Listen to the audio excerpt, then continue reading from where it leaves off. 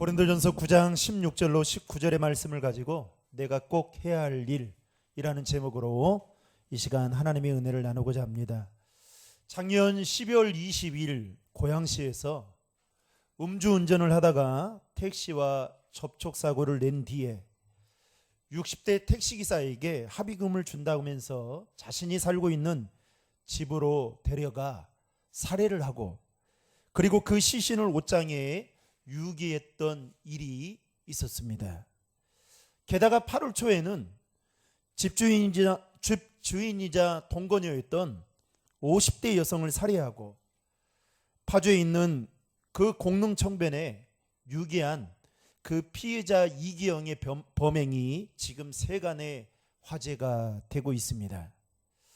또 하나의 사건은 제주도로 한 달간 체험학습을 떠난다면서 학교를 결석하고 그리고 실종되었던 초등학생 조윤아 양의 가족이 전라남도 완도에 있는 선착장 인근 바닷속에서 인양된 그 차량 안에 그 가족 모두가 죽은 채로 발견이 되어서 충격을 주었던 사건이 있었습니다.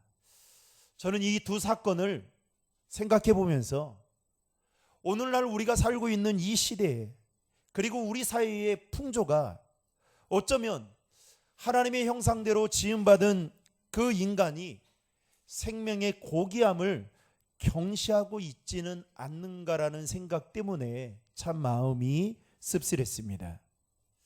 오늘 말씀은 사도 바울이 고린도 교회 성도들에게 고백한 내용 중의 일부입니다. 16절에 보면 그는 자신이 전도를 하지 않는다면, 전도를 안 한다면 스스로에게 화가 있을 것이다 라고 말하는 그 내용을 우리는 주목해 볼 필요가 있습니다. 여러분, 16절의 말씀을 화면을 보고 다 함께 읽겠습니다. 내가 복음을 전할지라도 자랑할 것이 없음은 내가 부득불할 일임이라.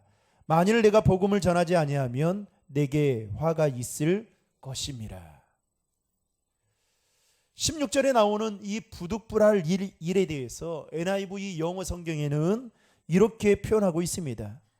나는 그렇게 하지 않을 수 없는 거룩한 부담을 느끼고 있습니다. 여러분, 물어보겠습니다. 예수 믿는 것이 부담됩니까? 부담 안 됩니까? 부담되는 것은 당연한 거예요, 여러분. 왜 그런지 아세요? 내 마음대로 살고 싶은데 그렇지 않거든요. 예수 믿는다는 것 때문에 우리는 믿는 그 순간부터 자이든 타이든 간에 하나님이 우리에게 거룩한 부담감을 주었습니다. 그래서 사도 바울도 오늘 나는 그렇게 하지 않을 수 없는 거룩한 부담감을 느끼고 있다. 사랑하는 성도 여러분, 우리에게 이 거룩한 부담감이 느껴질 수 있는 그 마음이 있기를 주님의 이름으로 축복합니다. 주의를 범하는데 거룩한 부담감을 느끼지 않아요? 하나님의 것을 드리지 않는데 거룩한 부담감을 느끼지 않아요? 양심에 하인 맞은 거죠. 믿음의 양심에 하인 맞은 겁니다. 답이 없는 거예요. 당연히 부담감을 가져야 되는 거죠. 내가 직분을 가지고 있는 거, 내가 목사라는 이 직분을 가지고 살아가는 거, 당연히 부담감을 느끼며 살아갈 수밖에 없는 겁니다. 그런데 사도 바울은 오늘 전도하는 일과 관련되어져서 그렇게 거룩한 부담감을 느끼고 있다라고 말하고 있습니다. 사실 성경의 인물 중에서 사도 바울만큼 자신의 모든 생애를 걸고 복음을 위해 살았던 사람이 그렇게 많지 않습니다. 아니, 없다라고 말해도 과언이 아닌 것 같습니다. 사도행전을 보면 사도 바울의 이야기가 사도행전 9장부터 28장까지 나오는데, 거기에 보면 사도 바울의 사역을 보면 그는 다른 사람들에게 자랑해도 부족함이 없을 만큼 그야말로 기독교 역사상 엄청나게 업적을 남겼던 사람이었습니다. 아마도 예수님 다음으로, 신약시대에 예수님 다음으로 위대한 업적을 세웠던 사람이 사도 바울이 아닌가 싶습니다. 신약 성경의 무려 반 이상을 그가 쓰지 않았습니까? 그뿐만 아니라 그는 복음을 전하는 데 있어서 물불을 가리지 않았던 사람이었습니다.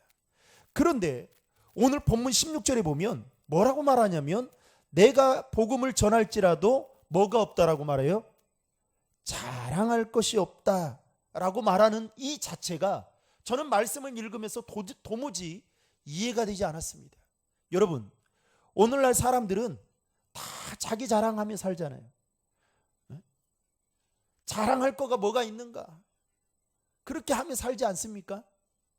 내 자랑할 것이 없으면 내 자식들, 내 손자까지 자랑하잖아요. 그렇죠? 그런데 오늘 사도 바울은 뭐라고 말하냐? 내가 복음을 전할지라도 자랑할 것이 없다. 도무지 이해가 되지 않는 말을 합니다. 그렇다면 왜 사도 바울은 어찌 보면 다른 사람들에 비해서 자랑할 거리가 많은데도 불구하고 자랑하지 않는다.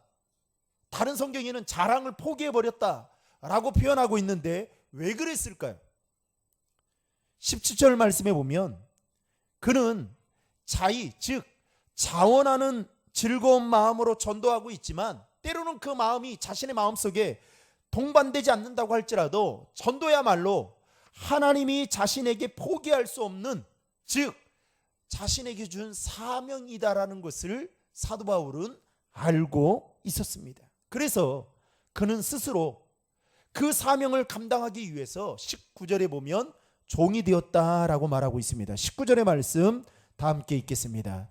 내가 모든 사람에게서 자유로우나 스스로 모든 사람에게 종이 된 것은 더 많은 사람을 얻고자 함이라.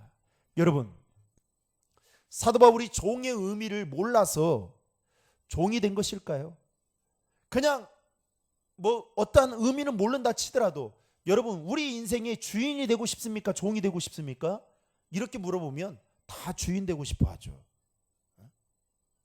그런데 사도 바울이 그 종의 의미를 몰라서 지금 스스로 종이 된다라고 말하고 있냐라는 거예요. 그렇지 않습니다. 사도 바울이 자신이 종이 되고자 했다라고 말하고 있는 것은 방금 읽었던 19절 말씀에 보면 더 많은 사람을 얻고자 하기 위함이다. 즉 더 많은 생명을 구원하기 위해서 그는 스스로 종이 되었다라고 말하고 있습니다. 더욱이 그는 약한 자들을 구원하기 위해서 기꺼이 자신을 약한 자의 자리, 즉 자기 자신을 포기하겠다는 의미로 22절에 이렇게 말합니다. 22절 같이 읽겠습니다.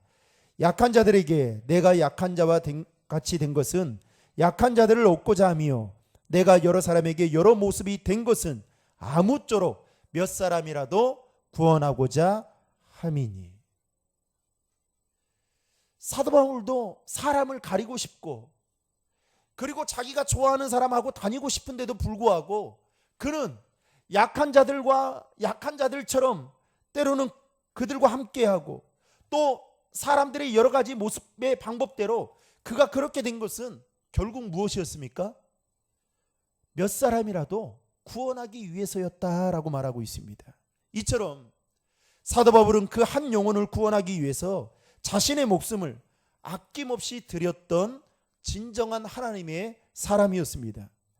오늘 말씀을 통해서 우리에게 주는 두 가지의 교훈을 함께 살펴보고자 합니다. 첫 번째 교훈은 이 세상에서 제일 귀한 것이 무엇인지를 가르쳐주고 있다라는 겁니다.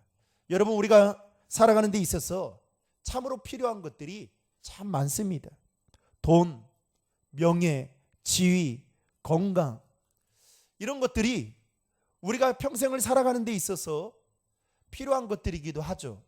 어쩌면 우리의 인생이 이러한 것들을 더 많이 얻기 위해서 살아가고 있는지 모르겠습니다. 그렇다면 왜 사람들은 이러한 것들을 추구하고 또 이러한 것들을 쫓아 살아가는 걸까요? 그 모든 것들이 다 무엇과 연관되어 있느냐? 생명과 연결되어 있기 때문입니다. 예를 들어볼까요? 돈이 많으면 여러분 좋은 음식을 사서 먹을 수가 있겠죠. 요즘에는 몸에 좋은 음식들이 얼마나 많이 나옵니까? 그러다 보니까 자연스럽게 몸에 좋은 음식들을 먹다 보면 몸도 건강해지면서 조금은 더 오래 살 수가 있겠죠. 명예도 마찬가지입니다. 명예를 가지게 되면 남들보다 덜 고생하겠죠. 더 편안하게 살다 보면 어떻게 해요? 고생을 덜 하니까 조금 더 생명이 연장될 수 있다, 이렇게 생각할 수 있겠죠. 건강도 마찬가지입니다. 이처럼 돈, 명예, 건강, 이런 것들은 다 전부 다 생명과 연결되어 있습니다. 그러면 왜 생명이 귀합니까? 하나밖에 없기 때문에 그렇습니다. 지구화를 망라하고 모든 사람에게 생명은 하나밖에 없기 때문에 그만큼 귀한 것입니다. 성경에 보면 예수님께서 하늘 영광을 다 버리시고 낮고 낮은 이 땅에 오셨습니다. 여러분, 왜 오셨을까요? 죄인이었던 우리를 살려주시기 위해서, 우리에게 새 생명을 주시기 위해서 예수님은 이 땅에 오셨습니다. 그 말은 곧 그만큼 생명이 귀하다라는 것입니다. 예수님이 생명이 귀하기 때문에, 저와 여러분들의 생명을 귀하게 생각하기 때문에 이 땅에 오신 것입니다. 사도 바울은 누구보다도 생명의 가치를 알았습니다. 그리고 자신이 복음을 전하는 것만이 그 생명을 살릴 수 있는 유일한 길임을 알고 있었습니다. 그래서 그는 예수님을 만나고 난 이후로부터 평생을 복음 전하는 일에 매진하는 일에 힘썼던 사람이었습니다. 사랑하는 성도 여러분, 아무리 세월이 흐르고 그리고 시대가 바뀐다 할지라도, 변했다 할지라도 여전히 이 세상에서 가장 귀한 것을 꼽으라고 한다면 그것은 단연코 생명일 것입니다. 성경에서 천하보다 귀한 것이 바로 생명이다라고 말하는 것을 보면 우리는 알 수가 있죠. 우리는 예수 그리스도의 피값으로 영원한 생명을 소유한 자들입니다. 성경에 나오는 부자와 나사로의 이야기를 보면, 여러분, 부자는 돈은 많았습니다. 그런데 영생은 없었습니다. 반대로 나사로는 이 땅에 살면서 돈도 없어서 그야말로 힘들고 어려운 삶을 살았지만 그에게는 부자가 가지고 있지 않은 한 가지를 가지고 있었습니다. 즉 영원한 생명을 가지고 있었던 자였습니다. 사랑하는 성도 여러분, 저와 여러분이 영생을 소유한 것이 여러분 바로 주님의 은혜임을 알고, 여러분 그것은 돈으로 얻을 수 있는 것도 아니에요. 영원한 생명은 곧 하나님만이 믿는 자들에게 주시는 여러분 선물임을 알고, 저와 여러분들이 그 생명의 가치를 알고 살아갈 수 있기를 주님의 이름으로 축복합니다. 마지막 두 번째로 오늘 말씀을 통해 우리에게 주는 교훈은, 사람을 살리는 일에는 반드시 대가 지불을 해야 한다라는 것을 가르쳐 주고 있습니다. 여러분, 사도 바울은 예수님을 만나기 전까지만 해도 예수 믿는 자들을 핍박하고 그리고 괴롭힐 정도로 악명이 높은 자였습니다. 그야말로 예수 믿는 사람들이 그의 이름을 들으면 치가 떨릴 정도로 만나고 싶지 않은 사람 중에 한 사람이었습니다. 그런데 그가 다메섹 도상에서 예수님을 만나고 난 이후에 그의 삶의 목표가 바뀌게 됩니다. 여러분, 예수님을 만나면 인생이 바뀌어요. 예수님을 만나면 삶의 가치관도 바뀌고요, 우선순위도 바뀌고 언행 심사도 바뀝니다. 바뀌어요. 성경에 나오는 사람들 보면 예수님을 만나서 그의 인생이 바뀌지 않은 사람이 없습니다. 문제는 인격적으로 만나느냐가 문제인 거죠. 그런데 사도 바울이 예수님을 만나고 나서 그의 삶의 목표가 완전히 바뀌게 됩니다. 그의 삶의 목표는 바로 복음 전도자의 삶을 사는 것이었습니다. 그래서 그는 그 복음을 전하는 과정 속에서 유대인들에게 40에 하나 감한매를 5번 맞고 3번 태장으로 맞고 1번 돌로 맞고 여러 가지 위험을 당하고, 심지어는 복음을 전하는 그 과정 속에서 잠도 제대로 자지 못하고 배를 굶기는, 그야말로 굶는 일들이 허다할 정도로 엄청나게 핍박과 고난을 받게 됩니다. 여러분, 고린도후서 11장 24절, 25절, 27절을 화면을 보고 같이 읽겠습니다. 유대인들에게 40에 한한 감한매를 5번 맞았으며 3번 태장으로 맞고 1번 돌로 맞고 3번 파선하는데 일주야를 기품에서 지냈으며 또 수고하며 애쓰고 여러 번 자지 못하고 줄이며 목마르고 여러 번 굶고 춥고 헐벗었노라. 쉽게 말하면 사도 바울이 예수님을 만나고 나서 인간다운 삶을 살지 못했습니다. 사람들이 기본적으로 누려야 될 그 특권들, 그 행복의 의무들을 하나도 누리지 못했어요. 여러분, 우리가 예수 믿으면서 이와 같은 어려움을 당한다면 예수 믿을 사람 얼마나 있을까요? 그럼에도 불구하고 사도 바울이 복음을 전하는 일을 꺼려하지 않고 외면하지 않고 주저하지 않고 피하지 않았던 이유는 무엇 때문이었느냐? 19절 말씀에 보면 더 많은 사람들을 구원하고자 함이었다라는 사실입니다. 그래서 사도 바울은 자신의 인생 속에 엄청난 혹독한 대가지불을 치렀던 것입니다. 인천에 가면 아마 인천에서 가장 큰 교회일 거예요. 우리 통합측교회에 주한장로교회가 있습니다. 원로 목사님이 나경민 목사님이시죠. 지금은 주승종 목사님이 심으를 하고 계시는데 그 교회는 어떤 교회로 소문이 났느냐? 전도왕으로 많이 있는 교회로 소문이 났습니다. 그 교회 전도왕이 되려면 최소가 1000명 전도해야 됩니다. 놀라지도 않네요, 여러분은. 그 전도왕이 몇 명씩 있어요, 그 교회는. 그런데 그 교회에 안강자 권사님이라는 분이 계세요. 제가 아마 부교육자로 사역하면서 이분을 초대해서 초청해서 그 전도 세미나를 들었던 적이 있는데요. 이 안강자 권사님은 1년에 1000명 이상을 전도하시는 분이셔요. 그러면서 전국을 돌아다니면서 그 전도에 관한 간증 세미나를 하시는 분이신데, 이 평소에 이 안 권사님은 자신이 살고 있는 그 동네에 이사 온 집이 있으면 내가 다 전도해야겠다라는 그런 마음을 가지고 그 생활을 하셨던 분이십니다. 그런데 그래서 새로운 이사 집이 있으면 동사무소 직원보다도 더 빨리 알고 그걸 빨리 찾아가는 거예요. 하루는 이사 오는 가정이 있었습니다. 그런데 이 가정은 독실한 불교 신자였습니다. 그런데 이 가정은 이사 오기 전에 벌써 여기에 이사를 오게 되면 주한장로교회에 안강자 권사님이라는 분이 반드시 찾아오게 될 것이다라는 소문을 지인으로부터 듣게 됩니다. 아니나 다를까 이사 오는 날 이삿짐을 열심히 풀고 있는데 누군가가 옷을 잘 차려입고 여자분이 그 집 앞으로 오게 된 겁니다. 보니까 낌새가 이상한 거예요.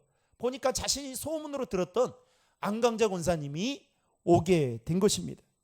그래서 이분이 벌써 마음이 상해가지고 소문은 소문으로 끝날 거라고 생각했는데 이사 오는 날 찾아오니까 기가 찬 거예요. 그래서 가라고 단호하게 말을 했습니다. 그랬더니 안강자 권사님이 예수 믿어야 됩니다 하고 가더라는 거예요. 그리고 나서 계속해서 2번째, 3번째 찾아갑니다. 그랬더니 이분이 저는 저를 똑똑히 보고 들으십시오. 명심하십시오. 저는 눈에 흙이 들어가도 절대 교회를 다니지 않을 겁니다. 전도하려면 다른 곳에 가서 전도하십시오. 그러니까 안강자 권사님이 아랑곳하지 않고 예수 믿어야 천국 갈 수 있습니다 하고 또 복음을 전하고 가더라는 거예요. 그러고 나서 이틀 후에 또 안강자 권사님이 그 가정에 찾아왔습니다. 4번째 찾아올 때였습니다. 안 되겠다 싶어가지고 그때 물청소를 베란다 창문 물청소를 하고 있는데 그 안강자 권사님이 띵동 하면서 누르길래 호수를 연결해가지고 그 안강자 권사님 몸에 호수로 물을 뿌려댔습니다. 그러면서 다시는 오지 말라고. 그러니까 안강자 권사님이 동일하게 예수 믿어야 됩니다 라고 말을 하고 가더라는 거예요. 그리고 나서 이제는 오지 않겠지 하고 빗장을 풀고 있는데 이번에는 안강자 권사님이 또다시 찾아가서 배를 누르더라는 거예요. 보니까 기가 차게 이번에는 우비를 입고 그 집에 찾아오게 된 겁니다. 물 뿌리면 맞겠다라는 마음을 가지고 찾아온 거죠. 이렇게 반복하기를 무려 13번까지 하게 되었습니다. 여러분 같으면 어떻게 하겠어요? 한 번이면 포기할 만하겠죠. 두세 번 하다가 뭐 다른 사람이 있겠지 하고 포기할 만한데 이분은 무려 13번을 찾아갔습니다. 결국에 어떻게 됐냐? 이 독실한 불교 신자였던 이분이 교회에 나오게 되었습니다. 그런데 이분이 교회에 나와서 훈련을 받고 새가족 수료식 때 간증을 하는데 이런 간증을 했습니다. 네 번째 자신의 집에 찾아왔을 때 호수로 물을 뿌렸다는 거예요. 그리고 나서 오지 않겠다라고 생각했는데 5번째 우비를 입고 올 때에 그때 안 믿으면 안 되겠다라는 생각을 딱 갖게 되었다는 거예요. 그래서 그때부터 나가야 되겠다라는 생각을 했는데 선뜻 마음이 내키지가 않았다는 거예요. 그래서 참고 하다가 결국 포기하겠지 싶었는데 13번 딱 찾아오니까 안 나오면 평생을 시달리겠다 생각해서 나오게 되었다라는 그런 간증을 했습니다. 여러분, 안 권사님이 전도왕이 되기까지 이 한 영혼을 위해서 혹독한 대가를 지불을 해야만 했던 것입니다. 여러분, 이 세상에는 가만히 있어서는 되는 일이 단 하나도 없습니다. 귀하면 귀한 것일수록 그만큼의 대가 지불을 반드시 해야만 합니다. 전도만 그럴까요? 아니죠. 우리의 신앙생활도 마찬가지예요. 우리의 믿음이 성장하고 성숙하려면 여러분 그만한 단계로 나아가기 위해서는 반드시 대가 지불이 필요합니다. 여러분 기도 응답을 받는 것도 마찬가지죠. 그냥 여러분들이 그냥 마음에 생각만 한다고 기도가 응답됩니까? 한두 번 그럴 때도 있겠죠. 그러나 정말 응답받기를 간절히 원하는 것은 그만큼의 눈물을 흘리며 기도하는 대가 지불이 있어야 가능할 수 있는 것입니다. 학생들이 공부 잘하는 학생들이 가끔 매스컴에서 저는 학교만 다녀서 학교 공부 열심히 충실했더니 좋은 성적 냈다고. 여러분 그럽니까? 제가 중학교 최근에 저희 집사람을 통해서 들었던 이야기인데요. 중학교 아이 학부모가 인천에 살고 있는데 그 아이 한 아이를 가르치기 위해서 자기가 직장 다녀서 벌고 있는 그 모든 돈을 그 아이 한 사람한테 다 투자한다더라고요. 여러분 이렇게 귀한 것일수록 소중한 것일수록 여러분 이렇게 가치 있는 것일수록 이렇게 혹독한 대가 지불이 필요합니다. 예수님께서 공생의 기간 동안 집중적으로 하셨던 그 3가지의 사역, 가르치고 전파하고 치유하는 사역의 핵심은 바로 영혼 구원에 있었습니다. 그래서 예수님은 가는 곳곳마다 말씀을 가르치고 복음을 전파하고 심지어는 세리와 죄인들의 친구가 되고 그리고 병든 자들 고치시고 죽은 자들을 살려내셨습니다. 이유는 단 하나였어요. 영혼 구원에 있었습니다. 그래서 예수님은 그것도 부족하다고 싶어 생각한 나머지 죄인들을 구원하시기 위해서 온갖 멸시와 조롱과 수치를 당하시고 나중에는 십자가에 달려 죽기까지 엄청난 대가 지불을 하셨습니다. 그 일로 인해서 저와 여러분들이 영원한 생명을 얻게 된 것입니다.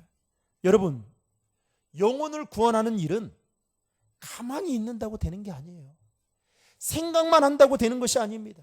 전도의 열매를 맺을 만큼의 대가 지불을 반드시 해야 돼요. 그래서 여러분, 이 전도의 열매를 맺기 첫 출발점이 뭔지 아세요? 전도 대상자를 작정하고 내는 거예요. 여러분 이거 안 하면 절대 하나님이 역사 안 합니다. 그래서 목사님 저도 적는 거예요. 한번 해보자는 거죠. 그만큼의 대가 지불이 이제 필요하게 돼요. 저도 전도 대상자를 작정하고 오늘 아침에 말씀을 준비하면서 제가 한번 쭉 생각해 봤어요. 누구를 전도해야 되나. 제일 먼저 커피숍 사장님이 생각이 나더라고요. 그래서 일주일에 2번은 꼭 가야 되겠다. 가야 되겠다. 그리고 또 두 분은 수시로 연락도 하고 그리고 관계를 맺어야 되겠다라는 생각이 들었습니다. 때로는 내 생각대로 그분들이 움직여주지 않을 때도 있을 겁니다. 그래서 마음에 낙심이 되고 상심이 될 수도 있겠죠. 그럼에도 불구하고 여러분, 예수님이 우리에게 원하시는 것은 한 영혼을 구원하는 일입니다. 사도 바울은 대가를 지불했을 때에 얻게 되는 상이 있다라는 것, 그리고 그 일이 바로 하나님이 자신에게 준 사명이다라는 것을 확실히 알고 있었습니다. 그래서 17절에 이렇게 말하고 있습니다. 같이 읽겠습니다. 내가 자의로 이것을 행하면 상을 얻으려니와 자의로 아니한다 할지라도 나는 뭘 받았다고요? 사명을 받았다. 사랑하는 성도 여러분, 올해 우리 교회의 표어는 영혼 구원에 힘쓰는 교회로 정했습니다. 오늘날 주변에 있는 사람들이 많이 말합니다. 이제는 전도하기 힘든 시대라고 말합니다. 그런데 여러분, 반대로 생각하면 이럴 때일수록 우리가 더 전도하는 일에 힘써야 되지 않을까 싶습니다. 저는 우리 교회가 잘하고 있지만 우리 교회가 전도에 더 힘써야 되는 이유 중에 하나가, 저는 우리 교회 교인들이 살고 있는 그 지역을 보면 알 수 있습니다. 여러분, 동아 3차에 얼마나 몇 세대가 살고 있습니까? 근데 자 보세요. 동아 3차에 살고 있는 세대가 우리 교회에 몇 명이나 나오냐고. 이것만 놓고 봐도 여기에 있는 분들 중에도 신도림 중앙교회를 모르는 분들이 있다니까요. 어딨냐는 거예요. 어딨냐.